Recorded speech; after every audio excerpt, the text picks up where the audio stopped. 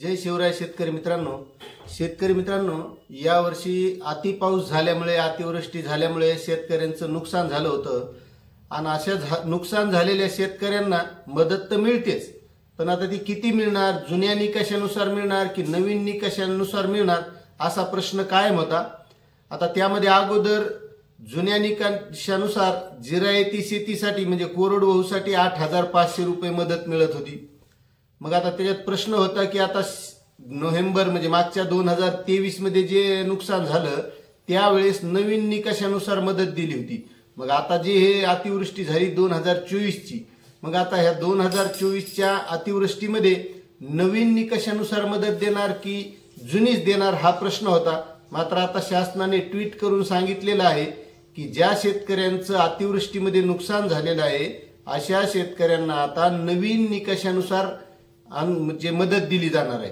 आता नवीन निकषानुसार किती मदत आहे काय आहे आपण तर कालच्या व्हिडिओमध्ये बघितलं आणि पुन्हा ती मदत कशी मिळवावी लागणार आहे आणि कशी मिळणार आहे। आता मदत मिळाली हेक्टरी इतकी मिळणार हे ठरलं। आता प्रत्येक शेतकऱ्याला वाटतं की आता हेक्टरी इतकी मिळणार म्हणजे माझं इतकं हेक्टर नुकसान झाले मला ही मिळणार, पण ती कशी मिळणार त्यासाठी काय करावं लागणार आहे हे आजच्या व्हिडिओमधून आपल्याला बघायचंय। आणि शेतकऱ्यानं हे काळजीपूर्वक महत्त्वाची गोष्ट आहे, कारण मदत आता वाढीव झालेली आहे, त्यामुळे प्रत्येक शेतकऱ्यानं आपल्याला मदत कशी जास्तीत जास्त मिळत यासाठी प्रयत्न केला पाहिजे। आणि ती कशी मिळणार, आपलं नुकसान झालंय ना, मग नुकसान झाल्यावर आपल्याला कधी कधी काय होतं मदत कमी येते, मग आपल्याला मदत ही 100% मिळायला पाहिजे आपलं जे नुकसान झालंय तेवढी। तसं तर जे शेतीचं नुकसान झालंय तेवढी मदत मिळत नाही, म्हणजे आपल्या पिकाचं जे नुकसान झालंय ते पिकाचं उत्पादन किती होणार होतं तितकी तर मदत शासन देऊ शकत नाही, पण जी शासनानं ठरवलेली मदत आहे कमीत कमी तितकी मदत तरी आपल्याला पुरेपूर आपल्या नुकसानी इतकी मिळायला पाहिजे। मग त्यासाठी काय काय गोष्टी कराव्या लागणार आहेत तेच आपल्याला बघायचंय आणि प्रत्येक शेतकऱ्यानं काळजीपूर्वक या गोष्टी करणं गरजेचं आहे। जर या काळजीपूर्वक गोष्टी केल्या तर तुम्हाला ती मदत मिळणार आहे। आता मदत नवीन निकषानुसार कशी आहे मित्रांनो, तर कोरडवाहू क्षेत्रासाठी 13,600 रुपये मदत मिळणार आहे।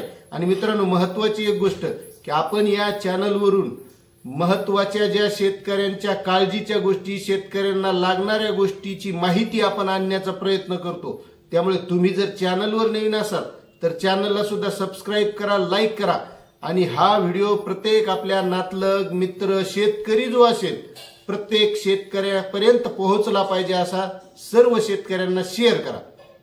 तर मित्रांनो कोरडवाहूसाठी 13,600 रुपये हेक्टरी मदत मिळणार आहे आणि याची मर्यादा सुद्धा वाढवलेली आहे। या अगोदर ही 8,500 हेक्टरीनं 2 हेक्टर पर्यंतच मिळत होती, पण आता शासनानं ही 3 हेक्टर पर्यंत मर्यादा वाढवलेली आहे।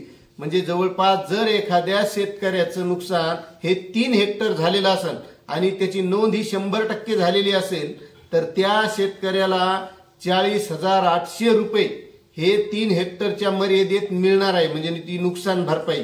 त्यामुळे आता आपल्याला काही गोष्टींची काळजी करून घ्यावी लागते। आता बागायती क्षेत्रासाठी 27,000 रुपये ही नवीन निकषानुसार मदत आहे, म्हणजे ज्या शेतकऱ्याचं 3 हेक्टरची मर्यादा येईल आपण 27,000 रुपये हेक्टरी, म्हणजे आता लावा तुम्ही गणित 27,000 रुपये हेक्टरीनं 3 हेक्टरला किती होतात आणि कमेंट करून सांगा। आता हे झालं बागायतीसाठी, पण जे फळ पिकांचं नुकसान झालं या अतिवृष्टीमध्ये तर त्यासाठी काही त्यांनी ट्विट करून सांगितलेलं नाही। आता यापुढे याचा GR निघेल त्यावेळेस एखाद्या वेळेस त्या GR मध्ये ही माहिती येऊ शकते। जी माहिती आलेली आहे आपण तीच देण्याचा प्रयत्न करतो आणि जी माहिती आहे ती 100% आपण खरी देण्याचा प्रयत्न करतो। आपला उद्देश असा नाही की शेतकऱ्यांना काहीतरी खोट्या माहिती द्यायची, आपला व्हिडिओ चालावा हा उद्देश आपला मुळीच नाही। जी खरी माहिती आहे तीच शेतकऱ्यांना द्यायची। आणि त्यामुळे मित्रांनो आता ही मदत तर जाहीर झाली, कोरडवाहूसाठी 13,600, बागायतीसाठी 27,000 रुपये। मग आता ही मिळणार कशी, आता याचे सर्वे चालू आहेत, काही शेतकऱ्यांचे झालेही असतील, पण सर्वे करताना आपल्याला काही काळजी घ्यावी लागणार आहे। कारण एखाद्या शेतकऱ्याचं समजा 1 हेक्टर नुकसान झाले, समजा उदाहरणादाखल आपण 1 एकर घेऊ।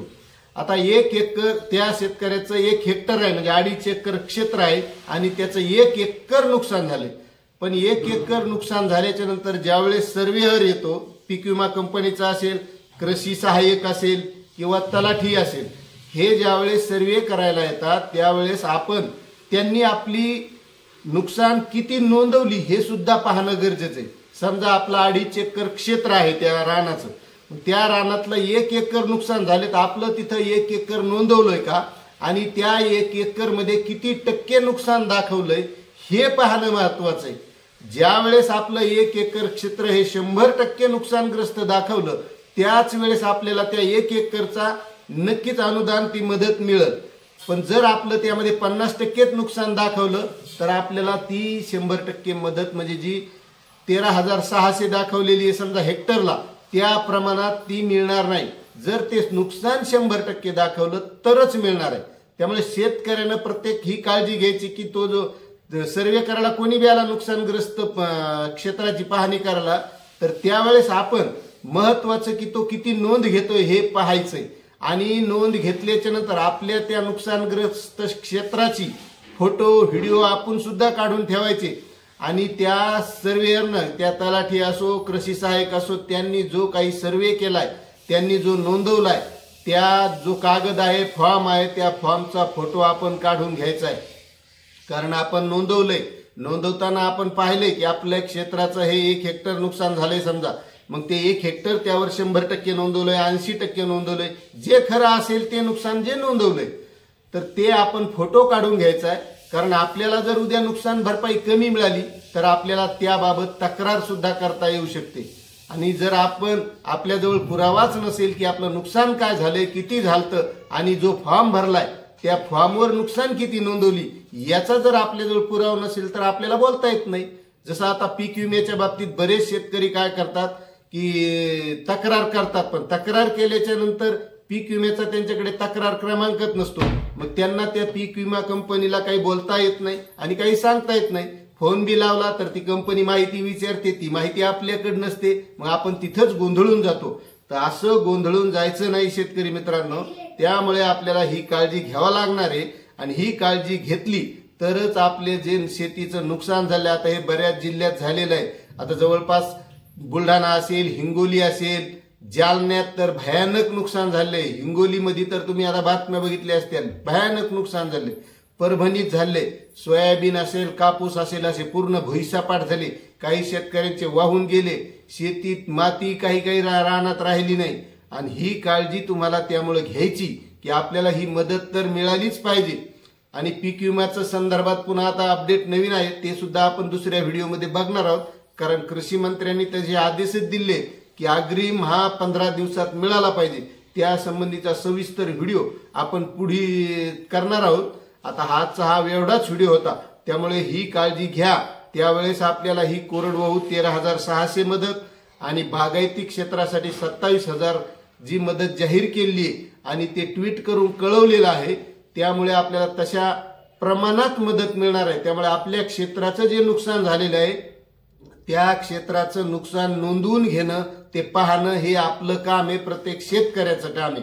त्यामुळे तुम्ही काय करा की सर्व माहिती आता लक्षात आली असेल अशा पद्धतीने आपण करून घ्यायचंय. कारण नुकसान आपलं झालेलं आहे, कळा आपल्याला सोसावं लागतात, रोज त्या वावरात मरमर आपल्याला करावं लागती, मग त्याचा फायदा आपल्याला झालाच पाहिजे. नाहीतर कधी कधी काय होतं की शेजारी अशा गोष्टी करून घेतो, त्याला मदत जास्त येते, त्याचं नुकसान कमी असताना आपलं सगळं भुईसपाट झालेलं आहे तरी नुकसान आपल्याला कमी, मदत कमी येते. मग तशा वेळेस आपल्याला वाटतं बाबा त्याला कसं काय आली ना आपल्याला कसं, अरे बाबा त्यानं हे अशा गोष्टी करून घेतल्या, ह्या गोष्टी त्या शेतकऱ्यानं करून घेतल्या आणि आपण ते करून घेण्यात मागे राहिलो.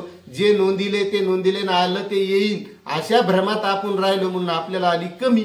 त्यामुळे ही काळजी घ्यायची अशी ही माहिती होती. आपल्याला माहिती कशी वाटली नक्कीच कमेंट करून कळवा आणि चॅनलवर नवीन असाल तर चॅनलला सुद्धा सबस्क्राईब करायला विसरू नका. कारण आपण या चॅनलच्या माध्यमातून शेतकऱ्यांविषयी कळकळीनं माहिती मांडण्याचा प्रयत्न करत आहोत. त्यामुळे येथेच थांबतो. जय हिंद, जय महाराष्ट्र, जय किसान.